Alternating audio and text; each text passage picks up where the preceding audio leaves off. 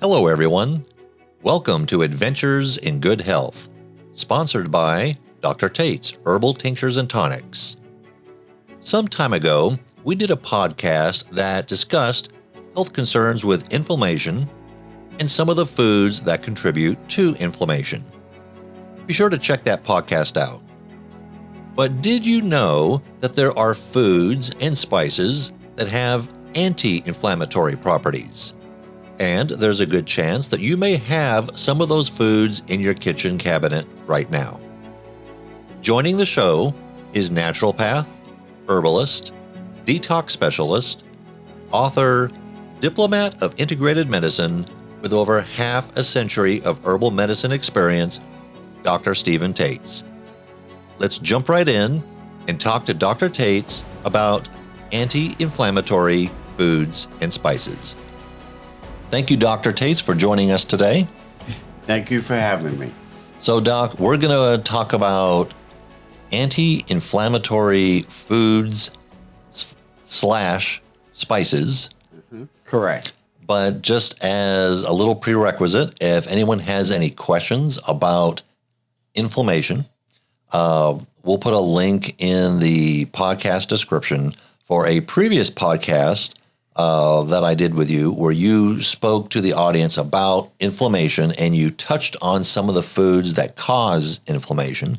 Correct. But today we're going to talk about your favorite foods that are anti-inflammatory. My favorite foods and seasonings. And I think we mentioned one of them or two of them when, we was talking about inflammation. But even though people go to the other podcasts, I just want to explain briefly, when the body's not functioning right, the bowels are not moving right, circulation is sluggish, or that it's the urinary tract system, our blood arena, or the glandular system, when it's not circulating right, we could create blockages. The blockages cause swelling. So you can look at inflammation as swelling that creates these blockages, which affects the body's ability to function right. Inflammation can contribute to arthritic conditions. They can weaken the system. They can create a whole lot of problems, which the other podcasts will go into more detail on that. But for the sake of, people who are listening to this for the first time, I wanted to make them understand that arthritis, one of the problems with arthritis or joint pain, is poor circulation, which can contribute to inflammation because of the blockages, which then can bring about pain and swelling. You sprain your ankle. Well, it's swollen and it's inflamed. So, so you have that. I hit my elbow. Oh, no, I can't really move it really well. Well, there's a slight swelling and inflammation. Right. Sometimes cold packs and stuff are good because it reduces the heat that comes with inflammation, which reduces swelling, which helps with the blood flow. And then when it helps with the blood flow, everything just works right. But the body can do its thing better. Right. Now, because the body will still try, but if you don't have the assistance of anti-inflammatory foods or seasoning, it makes that process far more difficult because you're not getting that blood flow. Now, the bitter herbs and stuff will help with the blood flow, and it will help with the inflammation. But you want to have those things that you can season your food with, you can eat, or you can cook with, that's going to help, with that process for the system. Okay, so I have 4 that I had listed, but actually there's 5. But so I'm writing it on my list. But we're going to go through the top 4 I had listed first. Okay. All right. I've got my pen and paper ready. Okay. And this information will be in the transcript, so anyone driving doesn't have to write this down. Yeah, you can just see it right in the transcript. Yeah. You don't want to be driving and trying to take notes. No, thank you. Not That's not a healthy approach. I crashed because I was listening to Dr. Tates on the podcast. I don't know. That would not be good. Okay. Okay. First one, it's gotten to be very popular, and that's turmeric. right, which is also called curcumin. Sometimes when you go in the health food stores, you'll see turmeric with curcumin. Well, that's a lie because it's not turmeric with curcumin. Curcumin is the property in the turmeric.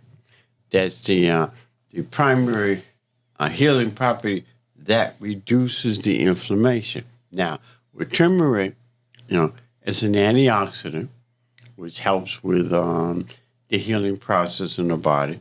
Very, very powerful anti-inflammatory. So it reduces inflammation, whether it's in powder form, using it as a seasoning, in capsule form, and you see turmeric with curcumin, or sometimes it's just curcumin. Okay, some people say, "Well, I'm taking turmeric and sprinkling it in my food because it's very tasty in your food," and that's good.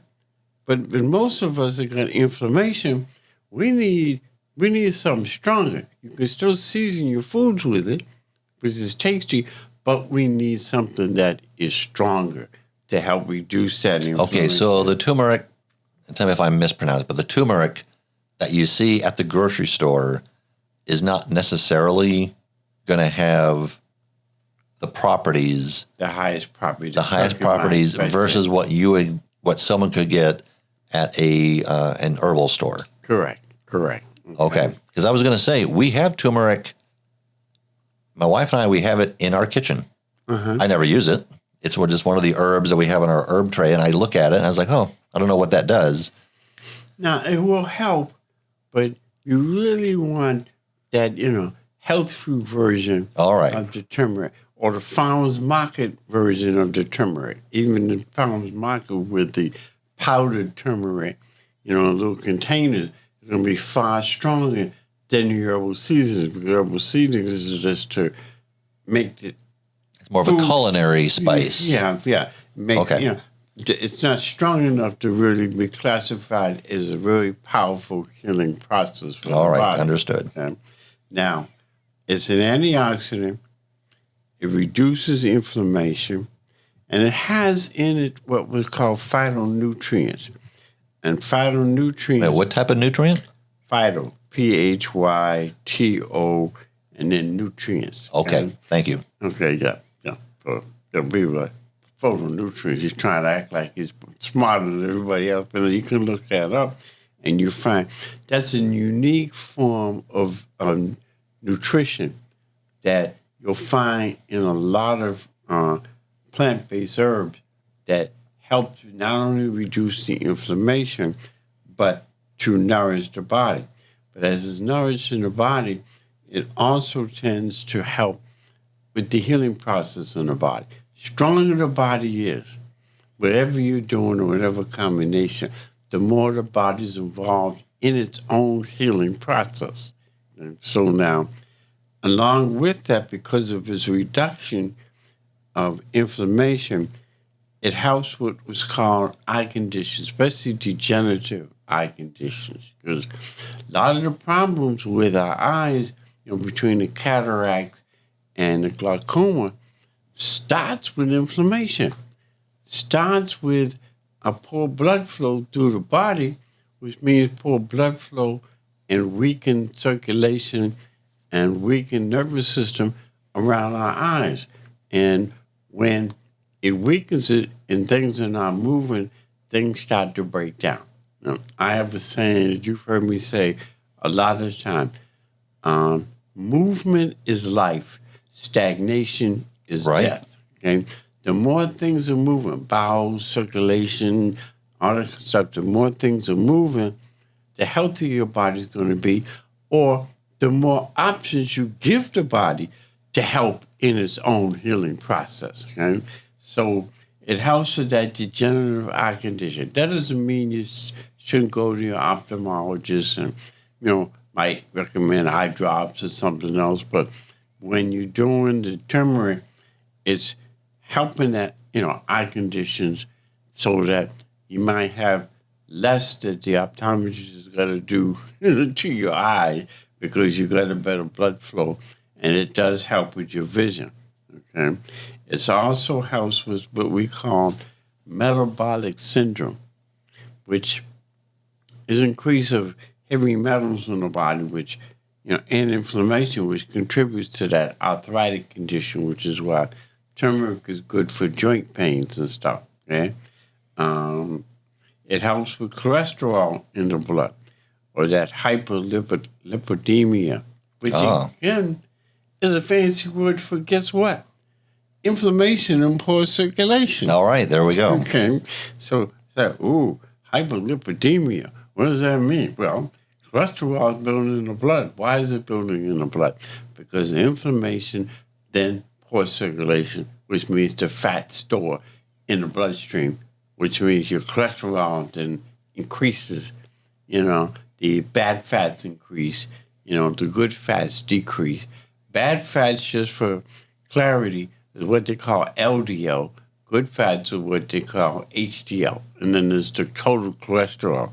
Some of you have this blood, blood work, and it's like, there's no definition of LDL and HDL. But LDL is that stored fats in the circulatory system that contributes to the elevated cholesterol and the elevated LDL or bad fats in the body. Okay? All right. It helps with, this is still turmeric now. Still turmeric. Okay. It helps with muscle soreness, especially after exercises, because it's just, the muscles are sore. So there's slight inflammation. That's why some athletes you see in those cold tubs, to help with, reducing that inflammation. Turmeric might be an easier way to approach that. Okay. It helps with kidney health. Now, how is that going to help with kidney health? It's the same thing. It's reducing inflammation. When you reduce the inflammation, you have a better blood flow. Of course, you got to change your diet, because if you say, I'm using turmeric seasoning on my pork chops, okay, that's that's just not going to work. So we still have to look at making changes in our diet, increasing our water, which then helps the turmeric work better in the body. And then the times, there's always little warnings.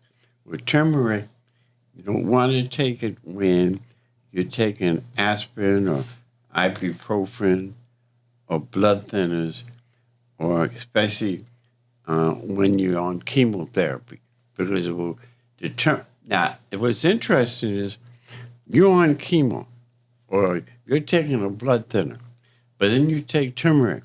Turmeric screws up the chemo and the aspirin and the ibuprofen because the turmeric is stronger than those things. So what does that say when you're not on those conditions and you're taking the turmeric? It's that strong of a healing seasoning. You're seasoning your food. So when you're seasoning your food, you're helping your health. Then when you're taking some supplements, you're helping your health. All right, but if you're on chemo or you're regularly taking aspirin, blood thinners, ibuprofen, you need to refrain from the turmeric. Yeah, you need to completely. All right. You need to refrain from it. Okay. Okay. Now, the next one is a standalone seasoning, but you'll also see combined with turmeric, which works together as a partner to help make a more effective combination, and that's black pepper.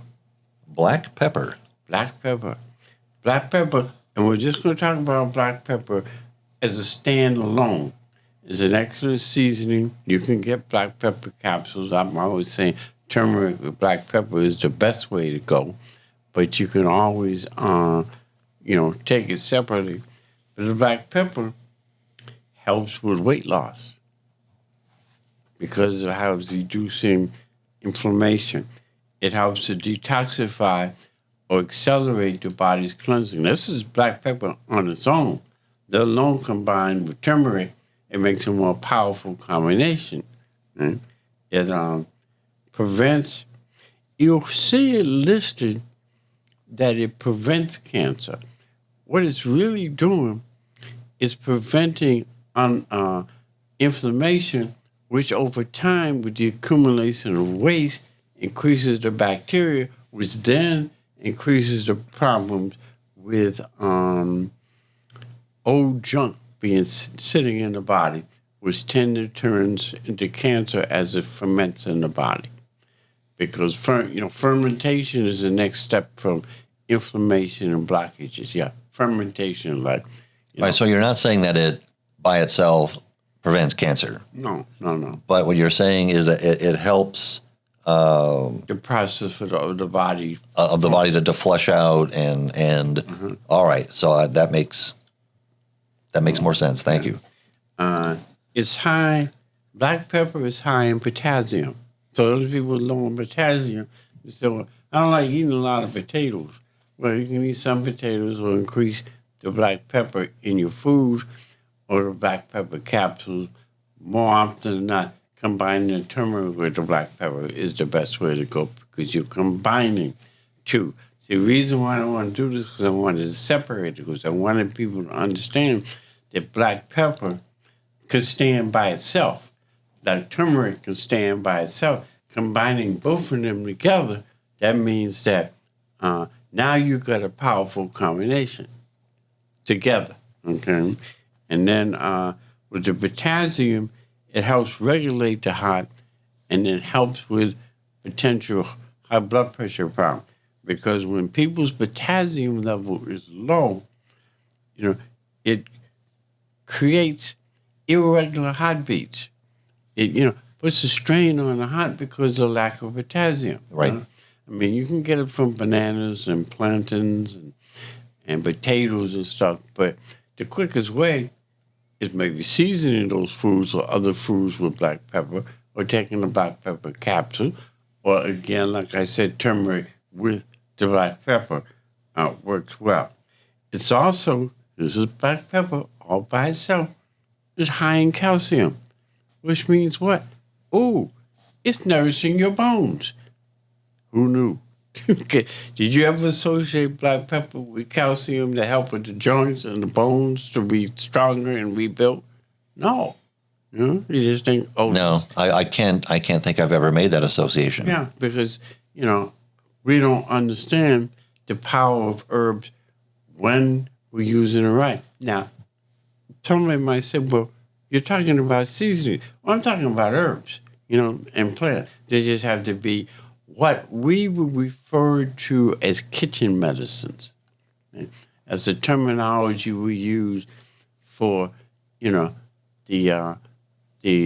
kitchen seasonings that are, in your cabinet that taste good on your food, but many of them have very strong healing properties, but all we know is about the taste with that.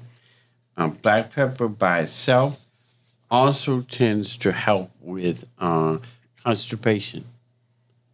Because again, same thing, reducing inflammation around your large and small intestines, which allows the waste to move out. Plus, the black pepper has stimulating properties, which helps stimulate the movement and stimulate the blood circulation, stimulate the bowel movement. The turmeric does the same thing. So combined together is phenomenal. Making sense so far? It is so far. Okay. Next one is onions. Good old-fashioned onions. Very, very, very powerful anti-inflammatory. Again, because that's our theme. Okay. Lowers blood sugar. Onions. Your blood sugar is high. You're borderline diabetic. You need to increase your fresh onions, your onion powder, so you can be cooking with raw onions. Sometimes we'll tell people to cut up some onion and just chew the onions. Like you're eating an apple or something. Of course, you might need to keep some breath mints. I'm going to say brush your teeth after that. But so is there a particular type of onion, like a red onion versus a yellow onion? The stronger, the more color to the onions, the more properties, the stronger strength. The white onions are good. Yellow onions are much stronger. The red onions is like the top. Now, you can intermix them because you might not like red onions. So you do the yellow and white. White is strong, but the yellow is stronger and the red is the strongest. Okay. And our ancestors used to just, slice some onion, chewing it in their mouth. All they knew is they felt better and they liked the taste. They might not have known that it's anti-inflammatory, it helps detoxify the system. They just know they like it. And when they're taking it, they notice that, their body tends to improve. Their joints tend to hurt less. Now, onions are high in vitamin C. So, if you're getting vitamin C in your onions when you're cooking with them, or especially when you're chopping them up and have them in salads and stuff like that, is very, very strong for helping with that. I know some people that will do some juicing, with vegetables and carrots and stuff. They'll add some cayenne, they'll add some turmeric, and they'll chop up and juice some onions with it. You really want to help lower the blood sugar, reduce the inflammation, and it's highly nourishing at the same time. But, juice you some onions. And it's good you a little glass of some So I don't juice. recall ever walking down the aisle of a grocery store with anyone advertising onion juice. Right. I mean, that's old school. That's real old school stuff. I mean, our ancestors, yours and mine, understood those things. They might not have been able to explain, explain in their language metabolic syndrome or phytonutrients. They just knew that these things work. And onion juice was something good. Sometimes people would do some onion juice, some garlic juice, some cayenne, and some garlic together. Boy, that'll keep people away. Yeah. Hi. Yes. Oh, yeah. Oh, yeah. All right. But, I mean, it helps with that. Now, it helps with bone health. Not only from the inflammation, but the onion has a decent amount of calcium and magnesium in it. So it helps with bone health, but the biggest way it helps with bone health is it reduces the inflammation, increases the circulation, and it's high in nutrients, and some of the nutrients it's high in, like I'm saying, is the potassium, is the calcium. And of course, obviously, onions is antibacterial, so it kills fungus and bacteria, which fungus and bacteria is dangerous to the body as much as inflammation, because from inflammation, we start to build fungus and bacteria because things are not moving the way they need to in the system. So we've had turmeric, we've had black pepper, and we've had onions. Okay. Anything that we would know about why we wouldn't want to take onions? As far as, are you aware of any negative interactions involving onions? If you overdo it, you irritate the stomach. Okay. Okay. So maybe eating a raw onion like an apple. All the time, right? Well, it'll kill your social life. Okay. You want to keep people away. I had one of my elders, not family elders, but she's a patient, and the people from the church would always be coming by a house, and she could never get them out of the house.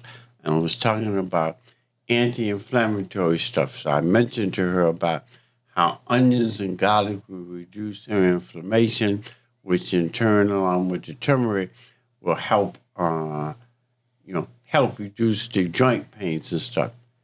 And she, next time she came, she said, I could feel the difference. And my church members don't stay around all day long because I'll be chewing on some onion and there's some fresh garlic and stuff. And they're like, okay, we need to go now. She says, I don't have them hanging around all day. Well, see, she found an additional benefit for her on that. Like, garlic with vampires. Oh, garlic, So with people, sometimes garlic and onion. Now, here's an interesting side note. Back in the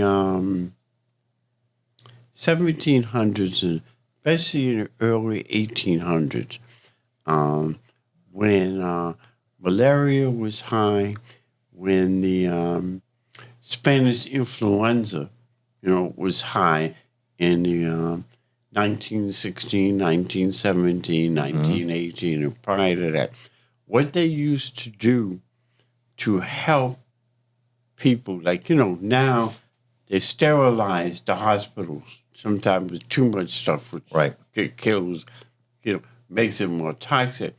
They used to cut up onions for people who were sick and slice the onions, long way, and put them in a bowl and let it sit in the room where people were sleeping.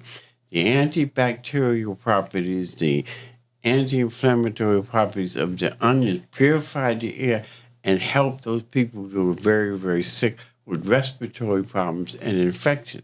Now, in the morning, that onion was no longer any good because an onion had turned black and the garlic had turned black because it absorbs a lot of the fungus and bacteria in the air. So it helped purify those places, especially when they had a lot of people in an ward.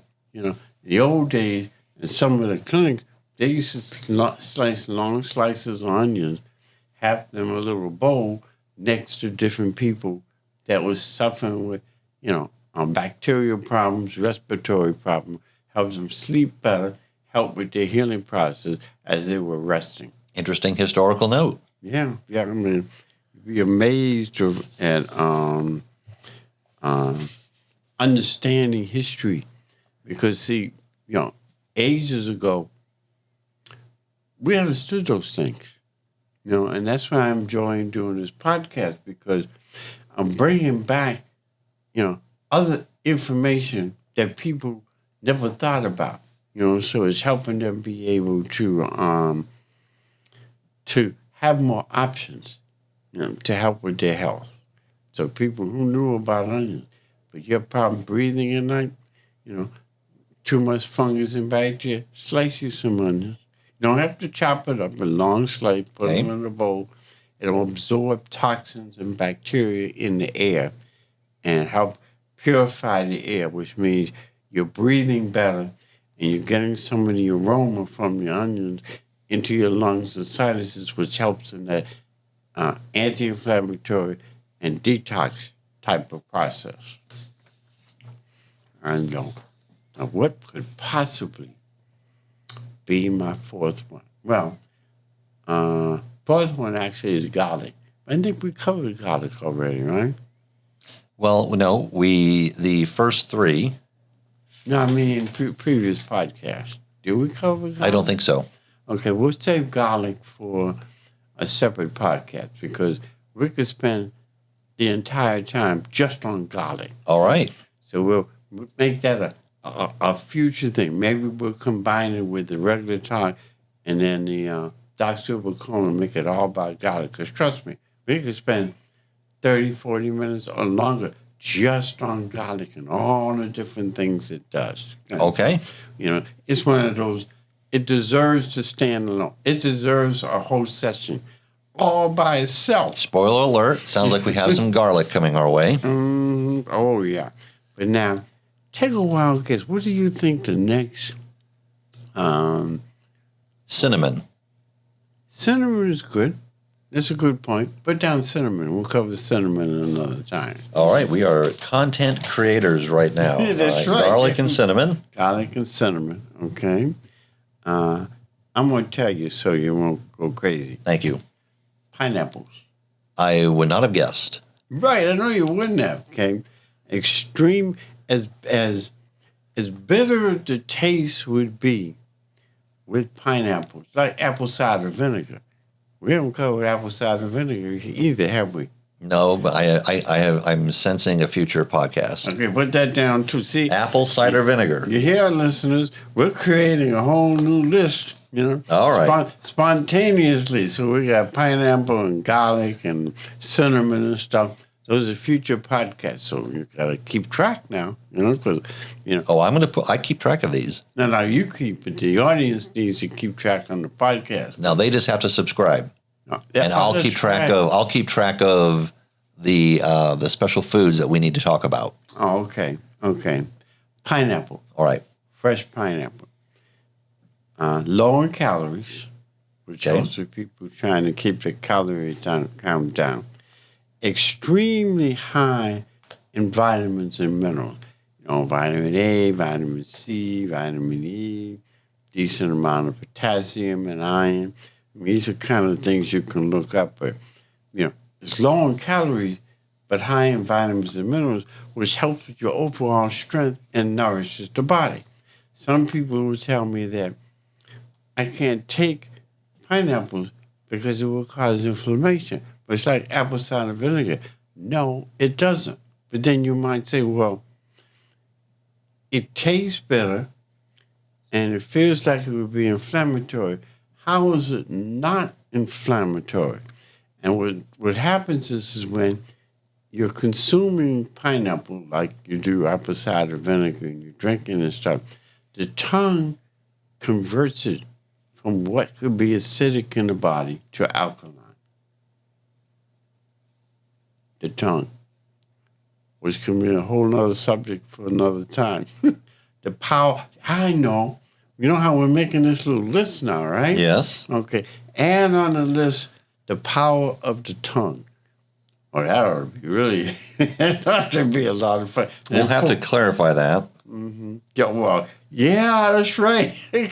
That's right. People are like, where are they going with it? And when we can't even put the healing power of the tongue. I guess we could word it that way. We can word it that way. Yeah. But the power of the tongue might not be good, Understood. All right. Okay. So the tongue converts. You gotta send me that little list that we created. Yeah, I've got apple cider vinegar, garlic, cinnamon, and the healing power of the tongue. Okay. All right. So I still like my first version of the tongue, but hey, we're gonna move on from there. Yeah, all right. It's framing the narrative.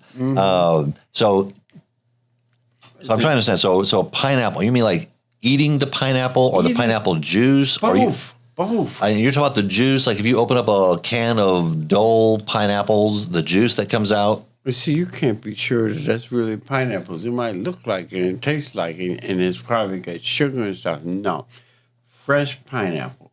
Fresh pineapple. You can juice it. You can blend it. You can cut it and just eat it. You can add it to your salad. But the Dole pineapple, one of the things with the Dole pineapple or any other pineapple in a can is that it has chemicals and a lot of time too much sugar, which kills much of the properties, the vitamins and minerals, and it raises the calorie count because it's a canned product. So well, I mean, several years ago, my wife and I went to Hawaii, and to my surprise, what people in Hawaii said was they don't really grow that many pineapples anymore. It's most of it is grown elsewhere, but they had a place there, and I think it was run by Dole. It's kind of touristy, and they had all their pineapples out there, and you could eat the fresh pineapples. And at the time, I was just struck by how different they tasted to what we're used to. They tasted wonderful, but you're eating a pineapple right there in Hawaii. It certainly is a little bit different than what you would get, in a can. But you're saying the best way is pineapple. That's like a fresh pineapple that you carve up.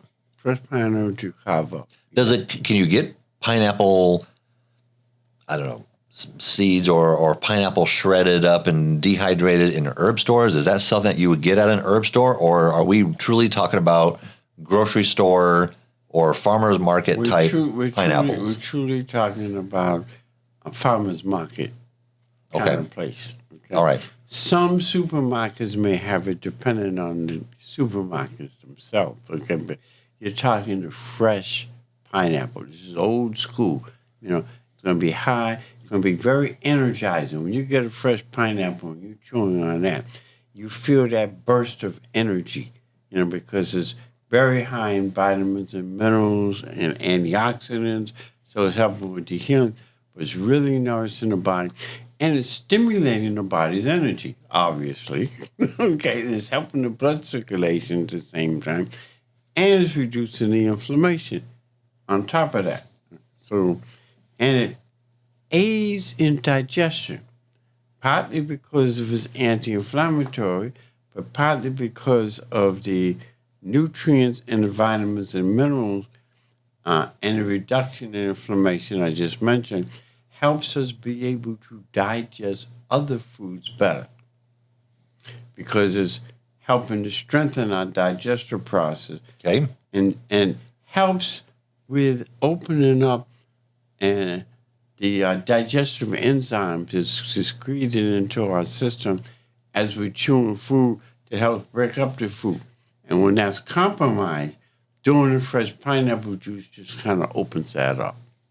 Now, it helps with your workout, that post-workout recovery, to help build that energy back up from your workout.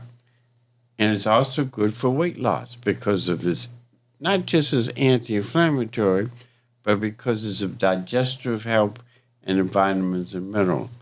Because of the high antioxidant and anti-inflammatory and reduction of acid, it helps with arthritis pain. Interesting. Yeah, because it's alkaline. When stuff is more alkaline going into your system, then the body's going to heal, going to cleanse and heal better. Because our body needs to be about 75% acidic, 75% alkaline, about 25% acidic. That's the kind of the balance. Kind of the right balance. The right balance. And with canned fruit, it's more like 80, 90% acidic and about 10, 15% alkaline at best. At best. Okay? And what helps me a lot in my work is that when people start eating pineapple, it tends to satisfy their sweet cravings. Is it loaded with sugar? Not really, no. It just, it satisfies it because if it was loaded in sugar, then it would be inflammatory, not anti-inflammatory. But it satisfies the sweet craving because of the way it's nourishing the body and helps with the digestive process. And it helps cleanse. So it helps satisfy it because a little bit goes a long way. But pineapple by itself, sometimes you can have it with, other fruits like strawberries or something like that.